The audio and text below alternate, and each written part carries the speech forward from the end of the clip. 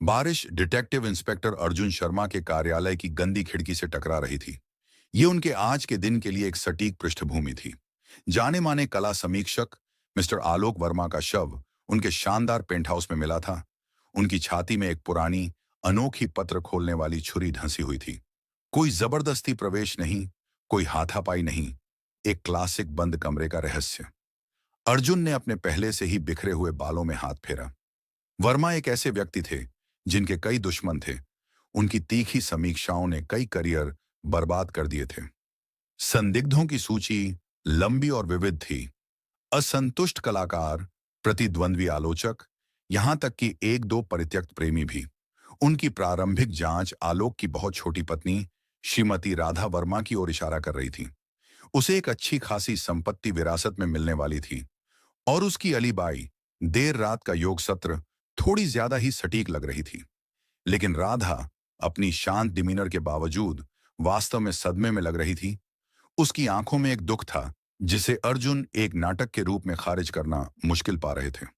सफलता एक अप्रत्याशित स्रोत से मिली, स्वयं पत्र खोलने वाली छुरी से।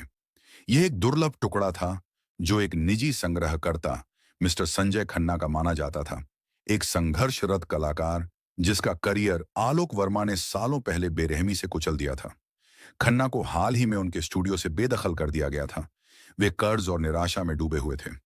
अर्जुन ने खन्ना को पूछताछ के लिए बुलाया। कलाकार एक टूटा हुआ आदमी था। उसके हाथ अभी भी पेंट से सने थे। उसकी आंखें खाली थीं। उसने पत्र खोलने वाली छुरी का मालिक होने की बात कबूल की।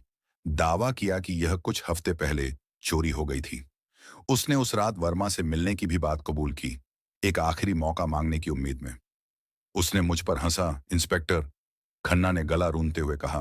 अंत में आंसू उसकी दृष्टि को धुंधला कर रहे थे। उसने मुझसे कहा कि मैं एक असफल इंसान हूं, हमेशा रहूंगा। मैं बस टूट गया। लेकिन अर्जुन को कुछ ठीक नहीं लग रहा था।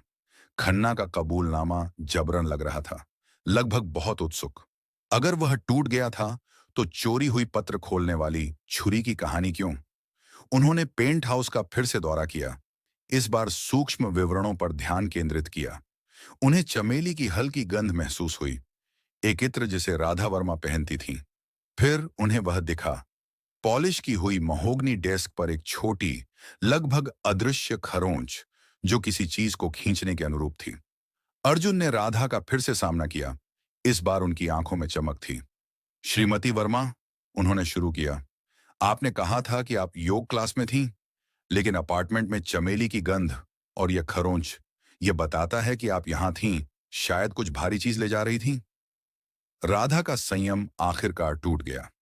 उनका सावधानी से बनाया गया मुखौटा ढह गया, जिससे अंदर का गुस्सा सामने आ गया। वह एक अफेयर कर रही थी और आलोक को इसका पता चल गया था। उसने उसे बर्बाद करने की धमकी दी थी, उसे कुछ भी नहीं छोड़ने की धमकी दी थी। गुस्से में उसने सबसे भारी चीज पकड़ी, वह पुरानी पत्र खोलने वाली छुरी, और उसकी जान ले ली। फिर उसने एक विस्तृत योजना बनाई, खन्ना की आलोक के प्रति नफरत और उसकी हताश स्थिति को जानते हुए। उसने कई दिन पहले खन्ना के स्टूडियो में पत्र खोलने वाली छुरी लगा दी थी। फिर उसे फंसाने के लिए उसकी झात शत्रुता का इस्तेमाल किया, उसके कबूल करने की हताशा पर भरोसा करते हुए। चोरी हुई पत्र खोलने वाली छुरी की कहानी उसकी उपस्थिति को समझाने का एक हताश प्रयास था। जैसे ही राधा की कलाइयों पर हथकड़ियां खटखटाती हुई लगीं, अर्जुन ने अब शांत शहर की ओर देखा। बारिश रुक गई थी और सुबह की रोशनी की एक किरण बादलों से होकर निकल रही थी। एक और मामला सुलझ गया। एक और जीवन बाहरी रूप से परिपूर्ण लगने वाले जीवन की सतह के नीचे की अंधेरी धाराओं से नष्ट हो गया।